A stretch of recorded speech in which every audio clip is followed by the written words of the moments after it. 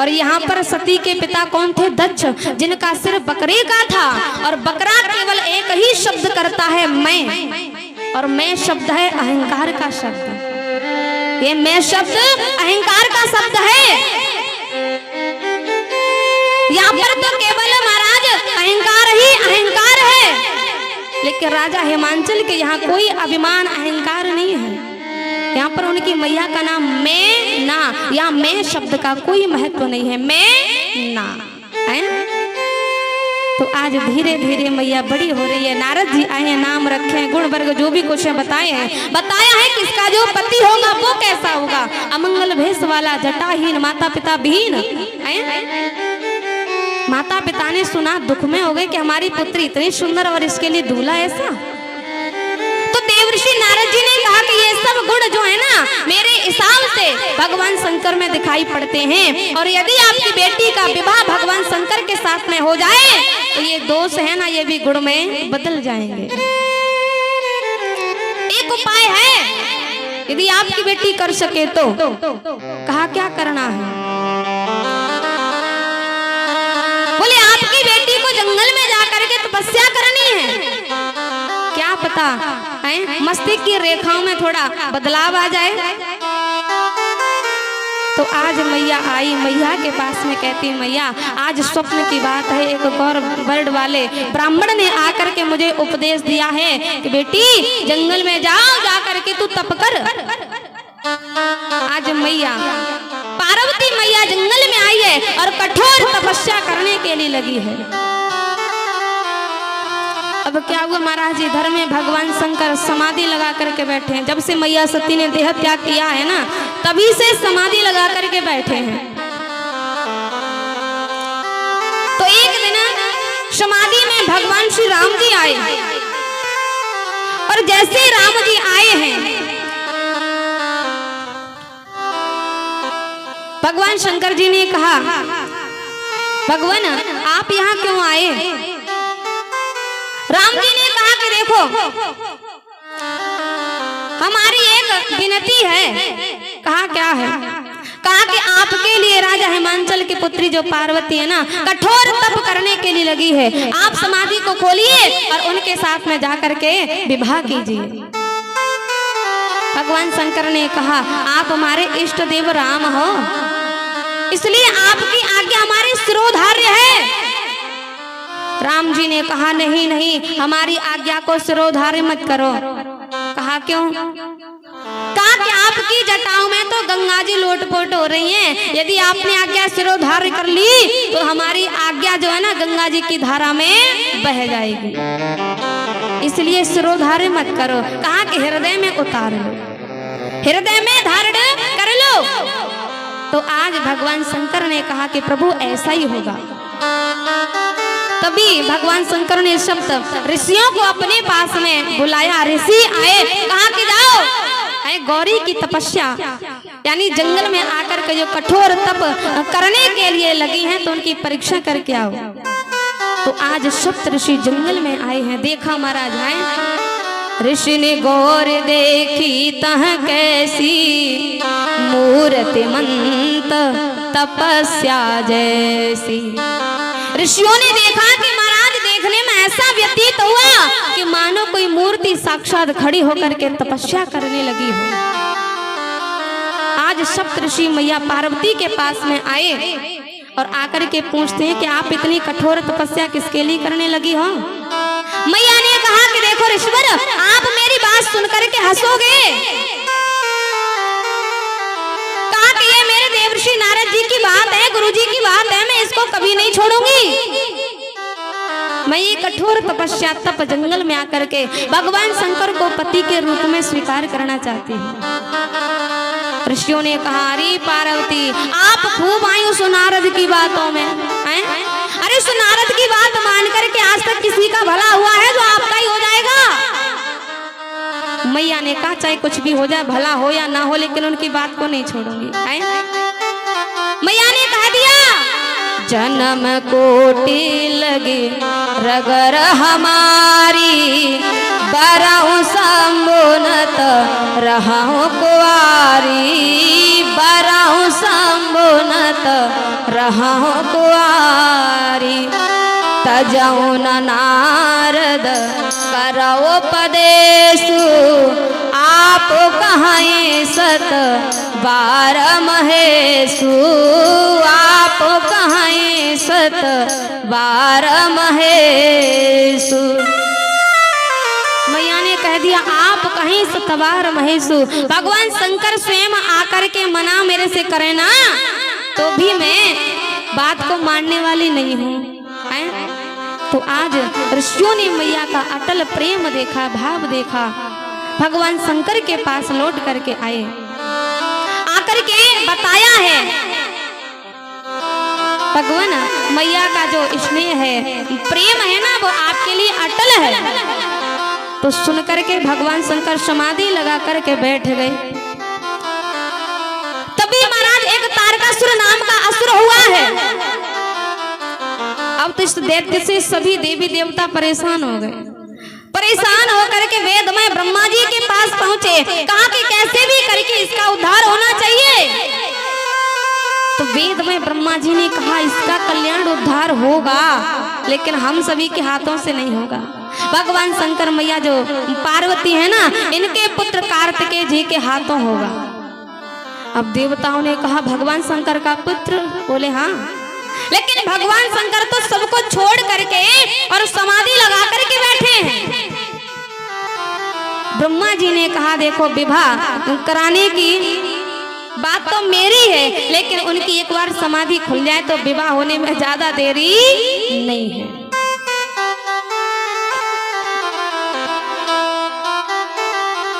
तो आज सभी देवी देवता इकट्ठे होकर के कामदेव के पास पहुंचे। और आज जैसे कामदेव के पास पहुंचे तो देवराज इंद्र सबसे आगे आगे आ रहे हैं, चल करके कह रहे हैं काम ने कहा महाराज आइए पधारिए, काम के पास में कौन सा काम लेकर के आए हैं। तो देवराज इंद्र ने कहा कि आपको समाधि खोलनी है। अब कामदेव बड़ी अकड़ता में आया, बोले ना महाराज किसकी है समाधि खोलनी है? बोले भगवान शंकर के। अब जो भगवान शंकर का नाम सुना तो कामदेव ने कहा महाराज आप सभी जाइए, लौट जाइए, ये मेरे बस की बात नहीं है। कहा कि भगवान शंकर की समाधि खोलना मतलब जान से हाथ धोना, मरना, और हमको अभी मरना नहीं है।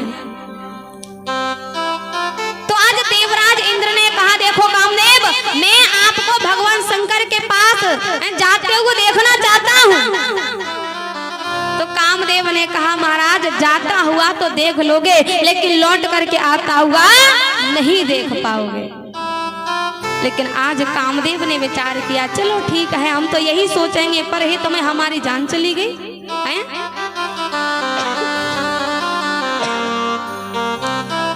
क्यों? परहित सरस धर्म नहीं भाई, पर पीड़ा सम नहीं अधमाई, पर पीड़ा सम नहीं अधमाई, पर पीड़ा सम नहीं अधमाई।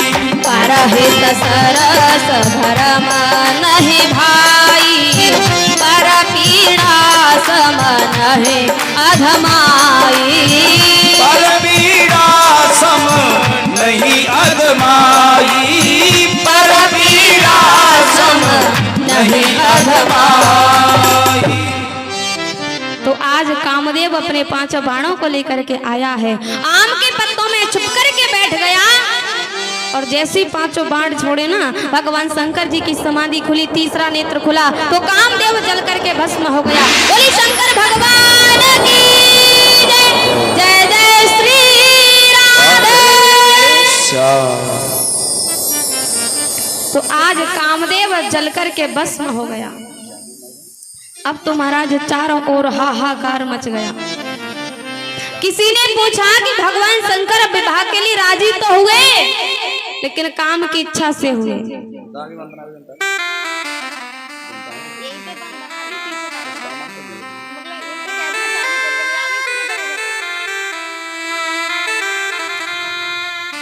लेकिन भगवान शंकर ने बताया कि मैं काम की इच्छा से नहीं, मैं तो राम जी की इच्छा से तैयार हुआ हूँ। यदि मेरे विवाह में काम की इच्छा होती तो मैं काम को जला करके भस्म कभी नहीं करता है। इसलिए ये काम की इच्छा नहीं है, ये मेरे राम की इच्छा से हुआ है।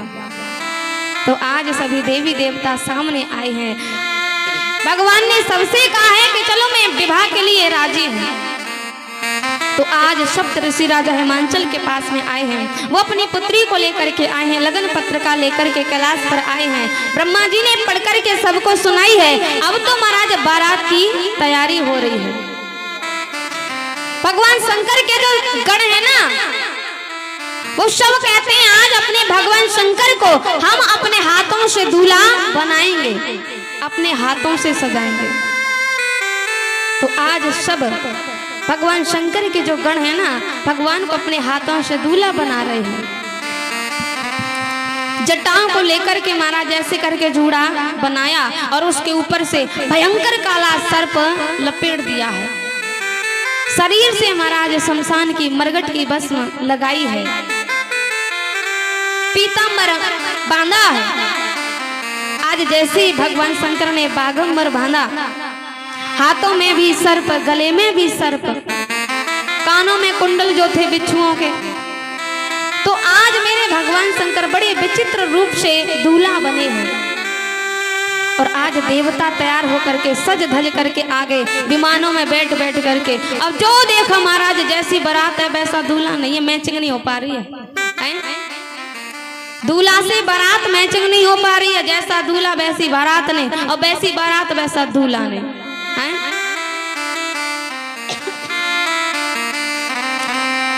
तो आज मेरे भगवान शंकर बैठे भी तो किस पे बैठे? नंदी पर। नंदी पर बैठे महाराज उल्टे हैं। नंदी को मोड़ो आगे और भगवान शंकर को मोड़ो पीछे की ओर, और आज उल्टे बैठे हैं।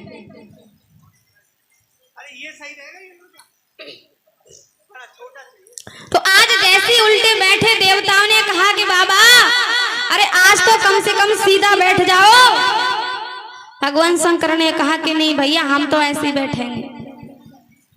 अब क्या हुआ महाराज, देवता थोड़े शोभा नहीं दे रहे हैं। अब हुआ कि देवताओं की टोली अलग अलग हो गई। सबसे आगे टोली भगवान विष्णु जी की और उनके पीछे टोली ब्रह्मा जी की। अब तो अकेले महाराज भगवान शंकर खड़े रह गए। भगवान शंकर के महाराज सगे संबंधी ऐसे हैं कि उनको पहले से न्योता देने की आवश्यकता नहीं है। आजकल के जो लोग हैं ना, आजकल के लोग तो ऐसे महाराज उनको 4 दिन पहले न्योता आओ दे करके, और जिस दिन की जो शादी है, जो फंक्शन होता है, उस दिन कॉल फोन किया नहीं तो महाराज आते नहीं है। लेकिन भगवान शंकर के जो सगे संबंधी है ना, उसी समय भगवान शंकर ने कहा श्रृंगी आओ और जाकर के मेरे सगे संबंधियों को बुला करके लाओ और सबसे कहो सब चला भगवान शंकर की बारात में। तो आज श्रृंगी भृंगी जैसे ही शमशान में आया और जितने भी भूत प्रेत खई शमशान चुड़ैल जो भी थे ना, सबसे कहा सब चला भगवान शंकर की बारात में। और आज भूत प्रेत खई शमशान हुआ हल्ला करते हुए जा रहे हैं। ऐसे ऐसे भूत, ऐसे ऐसे भूत। हाँ भैया, शिरा दे। तो आज सभी जा रहे हैं। भूत भी ऐसे हैं कि महाराज किसी के हाथ बहुत हैं और किसी का एक भी हाथ नहीं है। किसी के बहुत सारे मुख हैं और किसी का एक भी मुख नहीं है। किसी का सिर है तो धड़ नहीं है, धड़ है तो सिर नहीं है। किसी की हड्डी हड्डी महाराज नाचती हुई जा रही है, कोई देखे तो डर के मारे मर जाए।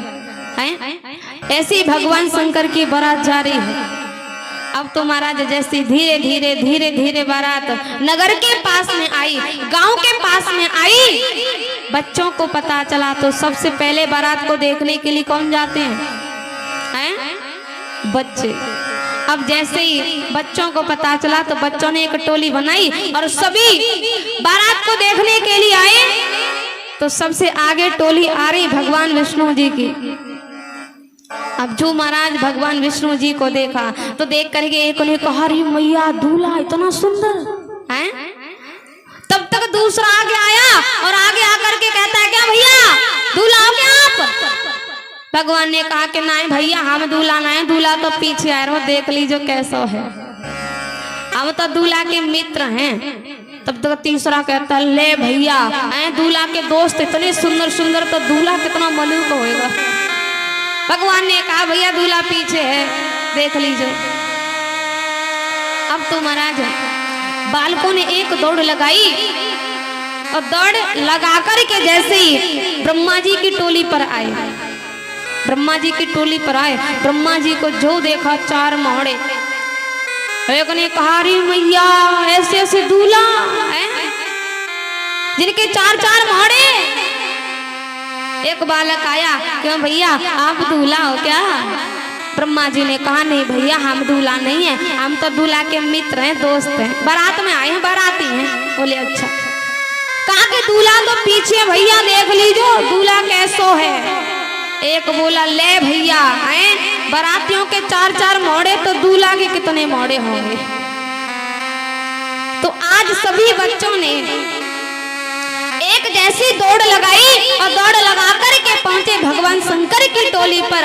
और आज जैसे ही देखा कि भगवान शंकर नंदी पर उल्टे बैठे हैं, नंदी का मुख आगे, भगवान शंकर का मुख पीछे की ओर, और भूत प्रेतों को नाचते हुए देखा ना, तो एकदम से जैसे कि डर के मारे तुरंत महाराज लौट करके आए घर।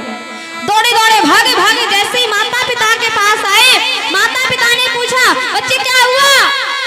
बच्चों ने कहा मैया आप बताएंगे पीछे, पहले मैं सबसे अंदर वाले रूम में लेके चलो। कहा भैया बात क्या है? बोले मैया पार्वती को दूल्हा तो पागल है, हैं? पार्वती को दूल्हा तो पागल है।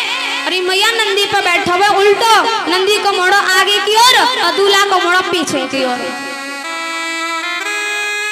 बारात भी आई है तो ऐसी आई है कि मैया उठा करके खा जाएं, हैं?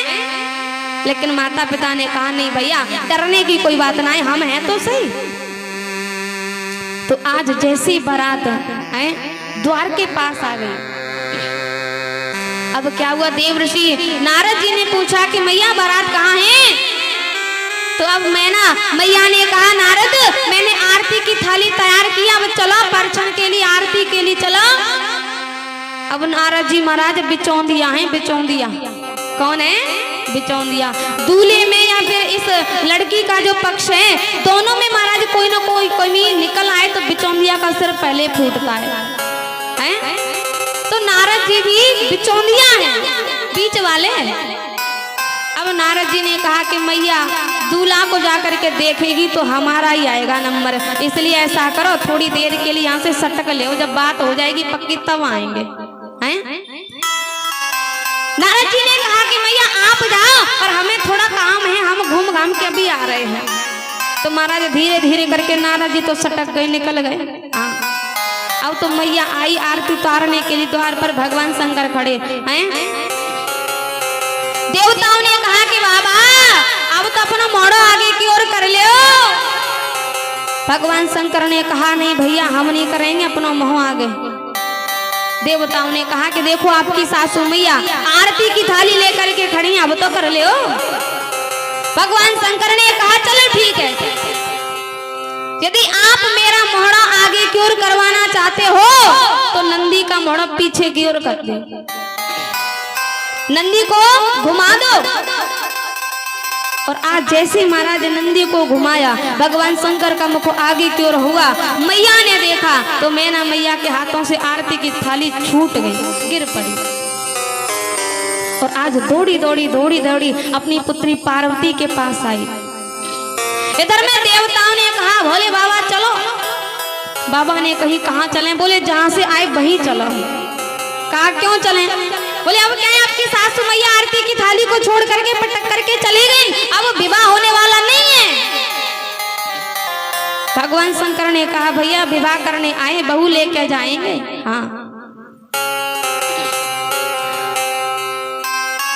भगवान शंकर ने कहा कि आपको भी कुछ पता नहीं है, हमारी सासू मैया आरती की थाली को छोड़ करके पटक करके चली क्यों गई?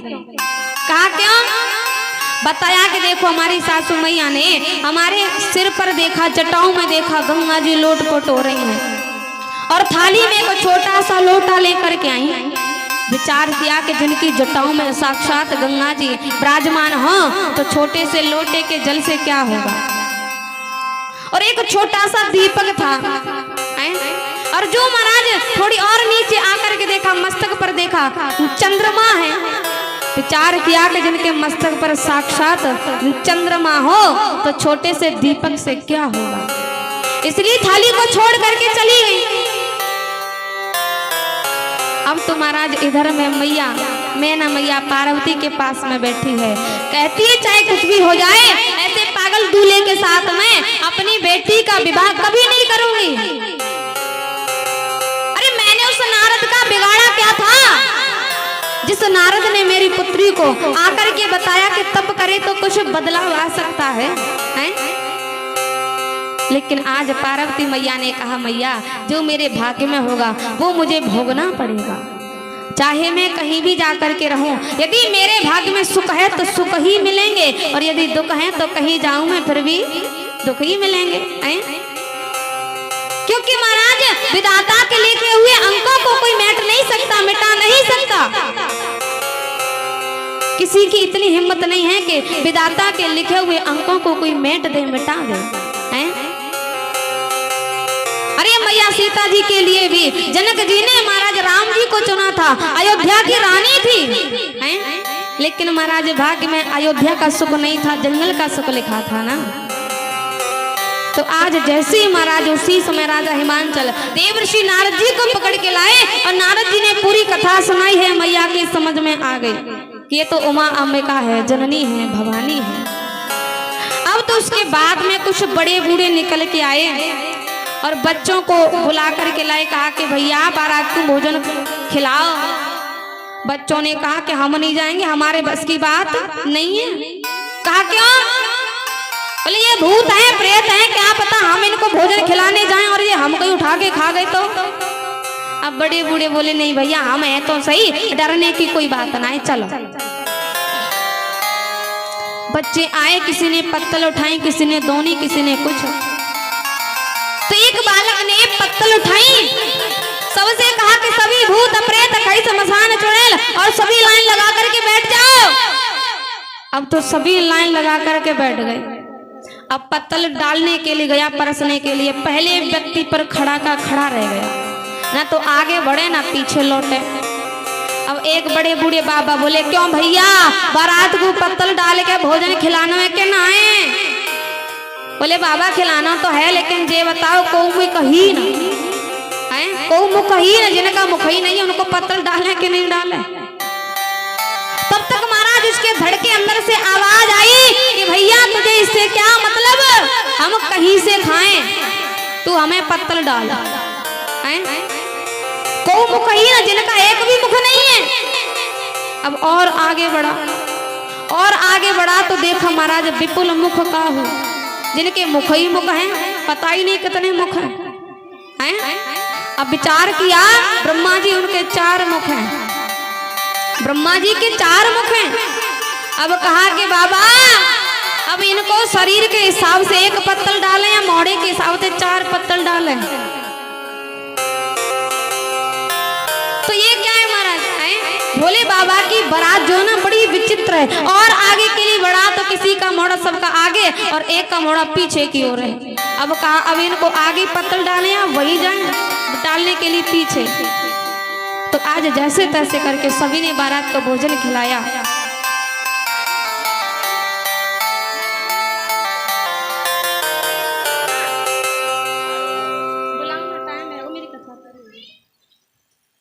तो आज